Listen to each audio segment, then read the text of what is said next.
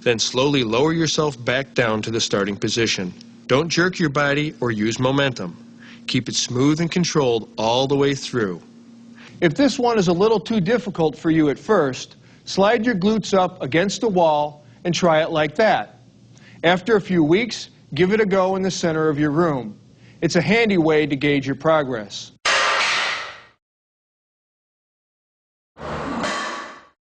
The side bend is another classic. Stand straight with your feet shoulder-width apart and knees unlocked. Keep your back flat and your head forward. Place your free hand behind your head and take a dumbbell in your other hand. Not so heavy that it pulls you down and not so light that there's too little resistance. To begin, bend sideways at the waist, reaching toward the floor with your non-working elbow. The range of motion your spine allows is fairly limited, so you want to especially make sure that you are not overcompensating by swaying forward or back. Go slow and stay in control. Don't ever bend laterally more than about 45 degrees, because this can strain your spine and send you straight to your chiropractor. Do your complete set of reps on one side, then work the other, increasing or decreasing weight to increase or decrease difficulty. If you've mastered the intermediate routine over 6 weeks or more, then you're ready for following the advanced routine. This 4-exercise routine offers 4 amazing ab slicers. First, the V-up, 4 sets of 12 to 15 reps. Then the crunch, 4 sets of 15, compounded with the hip thrust, 4 sets of 15, and then finally the oblique crunch, 4 sets of 15 to 20. Ready? Great. The V-up works both your upper and lower abs. Efficiency here depends on slow, controlled, straight back motions. Take your start position, lying on the floor, legs straight, and arms close to your sides. Now bring your shoulder blades a few inches off the floor while simultaneously bringing your feet up to roughly the same height. Inhale and hold your breath, then contracting your abs, crunch up slowly with your upper abs, reaching to touch your toes, while raising your legs high at the same time. Exhale and hold this position for about 2 to 3 seconds, then slowly lower your upper torso and your legs at the same pace. If holding your legs straight is too difficult at first, here's an alternative. As you raise your upper body into a crunch, pull your knees into your chest like this. Just keep it slow, steady, and deliberate with focus on technique every inch of the way. Later you can straighten your legs as you become stronger. We return now to the basic crunch that we performed in the starting up workout at the beginning of this program. But here we'll compound it with the hip thrust exercise.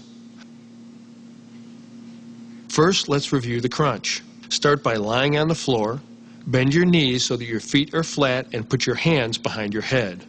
Now, keeping your eyes focused on the ceiling, inhale slightly more than usual and hold that breath as you raise your head and shoulders as high as possible off the floor. Holding your breath gives you greater force and relieves tension on your spine by creating intra-abdominal pressure. As you rise, round your upper back and slowly shift your focus downward toward the horizon. Hold this up position for a second or so. Exhale and slowly lower your body until your head and shoulder blades contact the floor. Relax, pause for a second or two, and repeat. Now we're going to employ a variation of the Weider peak contraction principle to compound this exercise with the hip thrust. The hip thrust is a way for you to isolate your abs, using them to raise the entire lower half of your body off the ground. Start by lying on the floor with your arms at your sides, palms down. Now lift your legs perpendicular to the floor. Focusing your mind on your abs so that you use them only. Lift your hips a few inches straight off the floor, pushing your heels up toward the ceiling. Your range of motion here should be very limited. Keep your movements slow and controlled without any rocking or jerking. And here's a pro tip. If you want to increase the intensity, try this exercise on an incline board and follow through with the same motion into your reps. The obliques control the rotation and flexion of your torso and are key for overall ab symmetry and strength. You're going to start by lying on your back with your shoulders flat on the floor. Then rotate your hips to one side so that they're almost perpendicular to your shoulders. Bend your knees and place your arms gently behind your head or cross them over your chest.